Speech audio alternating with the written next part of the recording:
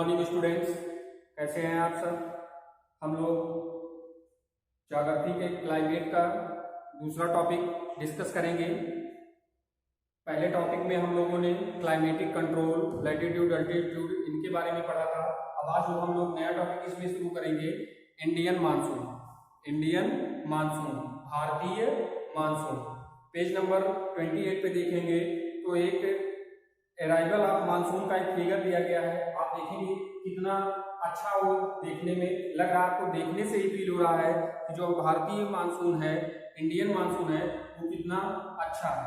The climate of India is strongly influenced by monsoon winds. जो भारत के जलवायु है वो मानसूनी पवनों से बहुत अधिक प्रभावित है। हिस्टोरिकल टाइम से देखा जाए तो भारत में जो आने वाले नेविगेटर थे वो सब पहले मानसून की जो घटनाएं होती हैं उनको देख करके अपनी यात्राओं को करते थे। क्यों? हवाओं को देख करके क्यों करते थे, जिसको हम ट्रेड विंड भी बोलते हैं। क्योंकि जब वो जहाज से आते थे, शिप से आते थे, तो ओशियन में जिस तरफ फ्लो रहता था, वह करंट रहता था, उस तरफ नाव को चलाने में उनको ज़्यादा एनर्जी वेस्ट नहीं करनी पड़ती थी। मानसून का जो इफेक्ट है वो सब ट्रॉपिकल एरिया के में अप्रॉक्सीमेटली देखा जाए तो 20 डिग्री से 30 डिग्री के बीच में रहता है। मानसून की प्रोसेस को समझने के लिए हमें कुछ फैक्ट समझने होंगे। जो इंडियन मानसून है उसको समझने के लिए हमें कुछ फैक्ट समझने होंगे।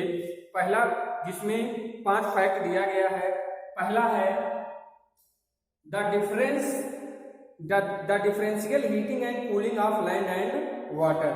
जो स्थल तथा जल के गर्म एवं ठंडा होने का जो कारण है वो भारत का जो लैंड एरिया है वहाँ पे दाब कम होता है, जबकि इसके आसपास का जो समुद्र का एरिया होता है वहाँ पे जो एरिया होता है, रिलीफ होता है, वो थोड़ा सा हाई होता है। दूसरा है the shift of the ITCZ। ITCZ means inter tropical convergence zone. Inter tropical convergence zone, इसको हिंदी में समझते हैं। गर्मी के टाइम पे दिनों में जो उष्णकटिबंधीय अभिसरण क्षेत्र की स्थिति है वो गंगा का जो मैदानी इलाका है और गंगा के मैदानी इलाके की ओर वो खिसक जाती है और ये लगभग विषुवत वृत्त से 5 डिग्री नॉर्थ में मुड़ती है। इसे मानसून ऋतु में मानसून गर्त के नाम से भी जाना जाता है। मानसून सीजन में इसे मानसून गर्त के नाम से भी जाना जाता है। ITCZ, inter tropical convergence zone. Third है high pressure area east of Madagascar. जो हिंद महासागर में मेडागास्कर के ईस्ट में लगभग 20 डिग्री सादर्न लैटिट्यूड के ऊपर जो उच्च दाब वाला एरिया है वहां पे हाई प्रेशर होने की वजह से जो स्थिति है वहां की और जो उसकी फ्रीक्वेंसी है वो इंडियन क्लाइमेट को, इंडियन मानसून को अफेक्ट करती है। फोर्थ है Tibetan plateau gets intensely heated. जो ग्रीष्म ऋतु में तिब्बत का पठार है उसमें अधिक गर्मी हो जाती है, जिसके परिणाम स्वरूप जो प्लेट्यू के ऊपर के आसपास जो सी लेवल का एरिया है लगभग 9 किलोमीटर की ऊंचाई का, वहां पे तीव्र हवाएं चलती हैं। उन हवाओं के कारण हाई प्रेशर जनरेट हो जाता है। लास्ट है पांचवा, the movement of the westerly jet stream to the north of the Himalayas and the presence of the tropical easterly jet stream over the Indian peninsula during summer. जो ग्रीष्म ऋतु में हिमालय के उत्तर पश्चिम से जो जेट धाराएं चलती हैं वो भारतीय महाद्वीप के ऊपर हाई प्रेशर जनरेट करती हैं, जिसकी वजह से यहाँ पे गर्मी बढ़ जाती है। थोड़ा सा ITCZ के बारे में समझते हैं। Inter tropical convergence zone is a broad low of low pressure is equatorial latitude. This is where the north east and the south east trade winds coverage. जो ITCZ है उसको हम समझते हैं तो इसमें विषुवत अक्षांशों के विस्तृत गर्त एवं निम्न दाब का जो क्षेत्र होता है यहीं पर उत्तर पूर्व और दक्षिण पूर्व क्षेत्र होता है। यहीं पर उत्तरी पूर्व एवं दक्षिणी पूर्वी जो ट्रेड विंड हैं वो आपस में मिलती हैं और इनके मिलने के बाद यहाँ पे जो अभिसरण क्षेत्र बनता है विषुववृत्त के लगभग पैरेलल बनता है, उसकी वजह से जो सूर्य की का आभासी मोशन है उसके साथ साथ यह उत्तर दक्षिण की ओर खिसक जाता है, जिसको हम लोग क्या बोलते हैं, ITCZ। इसके अलावा हम लोग इसमें देखेंगे कि जो दक्षिणी महासागर है उसके ऊपर जो प्रेशर जनरेट होता है उसकी वजह से भी हमारे यहाँ का मानसून इफेक्ट करता है। इसके अलावा देखा जाए तो जब प्रेशर हाई होगा तो टेम्परेचर लो होगा, जब टेम्परेचर लो होगा तो प्रेशर हाई हो जाता है।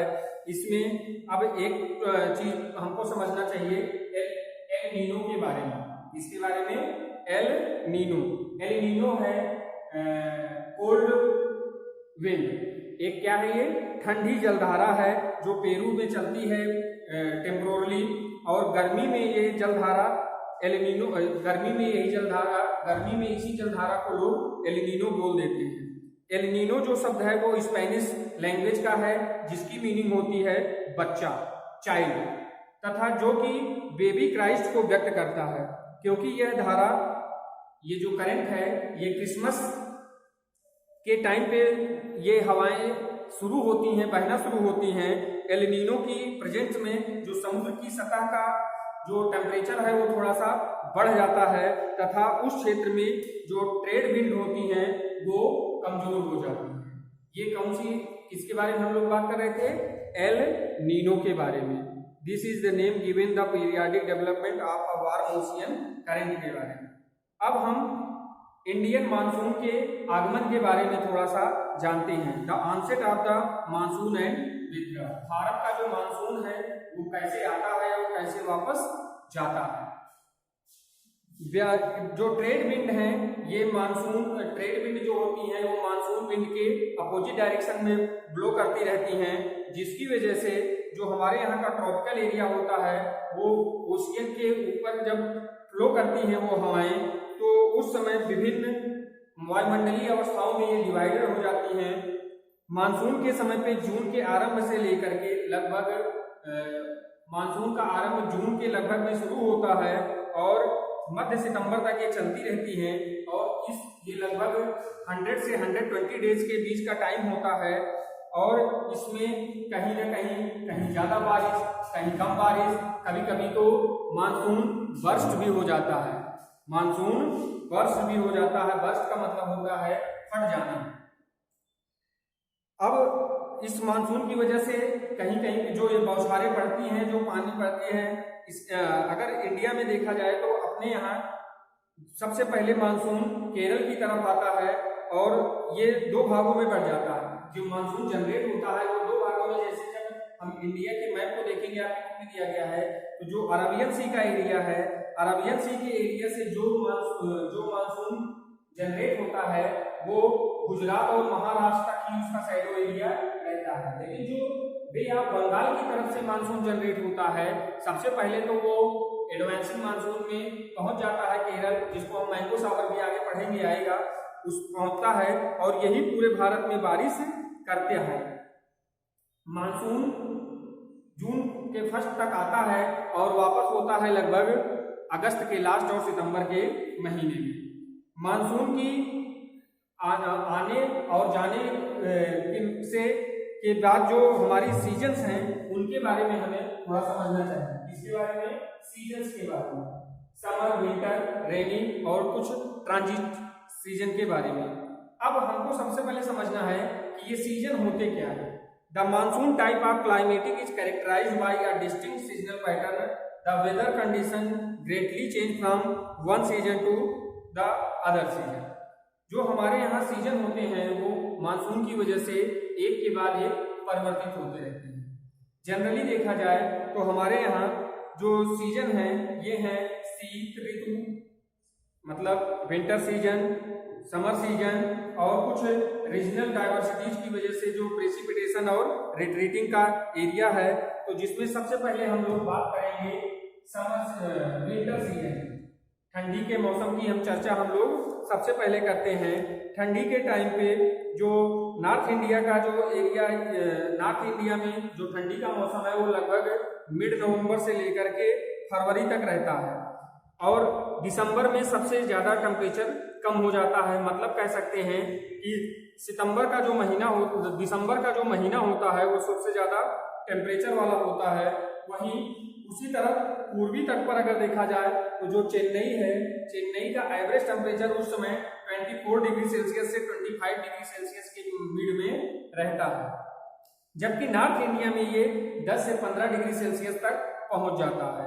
इस ऋतु में देश के नॉर्थ ईस्ट में जो ट्रेड विंड हैं ये प्रवाहित हो रहती हैं, ये लैंड से ओशियन की तरफ बहती हैं और इस रिलीफ की वजह से इफेक्ट होकर के जो पश्चिमी हवाएं हैं वो उत्तर पश्चिम से गंगा घाटी में बहती हैं। सामान्यतः इस मौसम में ज़्यादातर जो हमारा क्लाउड होता है वो क्लियर होता है और तापमान जो होता है उसमें ह्यूमिडिटी रहती है और जो हवाएं होती हैं वो थोड़ी सी कमजोर हो जाती है। शीत ऋतु में नॉर्थ इंडिया के उत्तर पश्चिम इलाके में कभी कभी वेस्टर्न साइक्लोनिक डिस्टर्बेंस भी होता है और इसकी वजह से कभी कभी हमारे यहाँ बारिश हो जाती है, शीतलहरी इसी की वजह से आती है और हिली एरियाज में स्नो फॉलिंग भी होती है। इसके बाद हम बात करते हैं समर सीजन। जो समर सीजन है हमारे यहाँ ये मार्च से मई तक चलता है। मार्च से मई के बीच में भारत में टेम्परेचर ज़्यादा रहता है। टेम्परेचर पट्टी के स्थानांतरण के प्रभाव का पता हम उसके लैटिट्यूड से देख सकते हैं कि मार्च से लेकर के मई के दौरान में जो टेम्परेचर होता है वो हम जब टेम्परेचर मापते हैं तो उस समय हम देखेंगे कि मार्च में जो दक्कन के पठार का टेम्परेचर है, दक्कन के पठार का टेम्परेचर वो 38 डिग्री सेल्सियस रहता है, जबकि उसी समय अप्रैल के मिड में गुजरात का टेम्परेचर 42 डिग्री सेल्सियस हो जाता है। देश के नॉर्थ साइड में गर्मी के दौरान टेम्परेचर बढ़ जाता है, विंड प्रेशर कम हो जाता है। मई के अंत में नॉर्थ पश्चिम की ओर से में या कह सकते हैं कि जो राजस्थान का थार है, थार में भी प्रेशर कम हो जाता है और वहाँ पे भी गर्मी बहुत तेजी से चलती है और जब वहाँ पे प्रेशर जनरेट होता है तो वहाँ से जो विंड आगे बढ़ती है उसमें टेम्परेचर इतना ज़्यादा होता है कि जब ये मैदानी इलाके में आती हैं तो वो लोगों को बहुत ही पीड़ा पहुंचाती हैं, जिसको हम लोग लोकल भाषा में लू कहते हैं। जो गर्म हवाएं हैं उसको हम उस समय जो बहती हैं उसको हम क्या बोलते हैं, लू। ये लू में क्या होता है कि इसमें डस्ट पार्टिकल ज़्यादा होते हैं और ये ड्राई होती हैं। दिन में ही ये दिन के मिड में लगभग 12 से 2 के बीच में 12 से 2 के बीच में ये हवाएं ज़्यादा एक्टिव रहती हैं और कभी कभी ये इन हवाओं की वजह से कभी कभी आंधी आती है तो आंधी के साथ साथ हल्की पानी की बौछारें भी आती हैं और ये ज़्यादातर हिंदी का महीना जो इसमें दिया गया है बुक में बैसाख के महीने में मीन्स अप्रैल के महीने में ये सिचुएशन जनरेट हो जाती है। समर सीजन के एंड में कर्नाटक एवं केरल में प्रायः रिट्रीटिंग मानसून आ जाता है, मतलब मानसून की शुरुआत वाली बारिश हो जाती है। अब हम थोड़ा सा जानते हैं प्रेसिपिटेशन के बारे में, वर्षा ऋतु या मानसून के आगमन के बारे में। जो मानसून है इंडिया का वो जून से प्रारंभ होकर के सितंबर तक रहता है और ये अपने यहाँ बारिश जो होती है, शुरू में मैंने बताया था आपको कि दक्षिण पश्चिम मानसून हो या चाहे नॉर्थ वेस्ट मानसून हो, ये सब एक परिघटना पे डिपेंड करते हैं और लगभग 120 दिन का ये टाइम होता है। अगर यूपी की हम बात करें, जैसे शुरू में हमने आपको बोला था कि मासिनराम में सबसे ज्यादा बारिश हो रही थी 400 सेंटीमीटर की, जबकि लेह में, जैसलमेर में 10 सेंटीमीटर की बारिश हो रही थी। ऐसे ही अगर हम स्पेशली हम लोग यूपी में हैं, अगर यूपी की बात करें तो सबसे ज्यादा बारिश वाला जो एरिया है वो गोरखपुर का है और सबसे कम बारिश वाला जो एरिया है, डिस्ट्रिक्ट है, वो है मथुरा।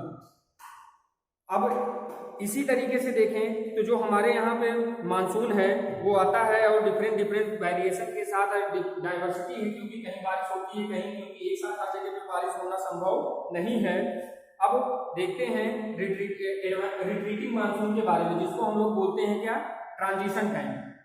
अक्टूबर नवंबर के दौरान दक्षिण की तरफ सूर्य के आभासी गति के कारण मानसून में जब लो प्रेशर जनरेट होता है तो उस समय नॉर्थ इंडिया में जो हवाएं होती हैं वो कमजोर पड़ जाती हैं। धीरे धीरे हाई प्रेशर जब जनरेट होता है तो उसकी वजह से जो अक्टूबर और नवंबर का महीना होता है उसमें जो टेम्परेचर होता है वो थोड़ा सा कम होता है और हमें थोड़ा सा गर्मी से राहत मिलती है। और क्या आप जानते हैं कि क्यों सबसे ज्यादा बारिश मासिन राम में ही होती है? इसको आप सर्च करेंगे। नवंबर के प्रारंभ से लेकर के फरवरी तक जो हमारे यहाँ का टाइम है फिर वो आ जाता है किसका, सर्दी का। अपने यहाँ गोदावरी कृष्णा कावेरी नदियों में का जो डेल्टाई एरिया वहाँ पे बहुत ज़्यादा पॉपुलेशन रहती है, वहाँ पे साइक्लोनिक डिस्टर्बेंस भी होते हैं जिसके कारण बहुत जनधन की भी हानि होती है। अब हम थोड़ा सा वर्षा के डिस्ट्रीब्यूशन ऑफ प्रेसिपिटेशन के बारे में जानते हैं। भारत का जो वेस्टर्न एरिया है वहाँ पे लगभग देखा जाए तो पश्चिमी राजस्थान में 50 से 60 डिग्री की बारिश और सेंटीमीटर की बारिश हो रही है, जबकि मौसम राम में 400 सेंटीमीटर की बारिश होती है। मानसून की का जो नेचर है उसके बाद हम कह सकते हैं कि एक वर्ष से दूसरे वर्ष में होने वाले वार्षिक वर्षा की मात्रा में भी डिफरेंस होता है। किसी बरस ज्यादा बारिश होती है, किसी बरस मानसून की वजह से बारिश कम होती है। अब हम लोग देखेंगे जो हमारे लेसन का लास्ट टॉपिक है इसमें का, वो है क्या, इसमें दिया गया है वो है हमारा monsoon as a unifying bond, monsoon एकता का परिचय। जैसा कि हम लोग पहले ही पढ़ चुके हैं कि हिमालय का जो एरिया है वो बहुत ही ठंडा वाला एरिया है। वहाँ पे जो हिमालय की वजह से हमारे नॉर्थ इंडिया की तरफ आप देखेंगे कि ठंडी के टाइम पे शीतलहर से हमारी रक्षा होती है। जो प्रायद्वीपीय पठार है वो तीनों ओर से समुद्र के प्रभाव के कारण ना तो वहाँ पे जो प्लेट्यू एरिया होता है वहाँ पे ना तो समुद्र की वजह से ना तो अधिक गर्मी पड़ती है ना अधिक सर्दी पड़ती है। पवन की डायरेक्शन की वजह से हमारे यहाँ जो हवाएं हैं उनकी डायरेक्शन की वजह से हमारे यहाँ सीजन में चेंजेस होते हैं और इन्हीं चेंजेस की वजह से पहले सर्दी आती है, फिर गर्मी आती है, फिर बरसात आती है, फिर से सर्दी आ जाती है। तो स्टूडेंट्स, हम लोगों ने इस पूरे लेसन में एक पूरे क्लाइमेट के बारे में डिस्कशन किया, इंडियन मानसून के बारे में, सीजन के बारे में, जो भी क्लाइमेटिक कंट्रोल थे उन सब के बारे में हम लोगों ने चर्चा की। तो अब हम लोगों का ये लेसन कंप्लीट होता है। Thank you for listening me and joining me.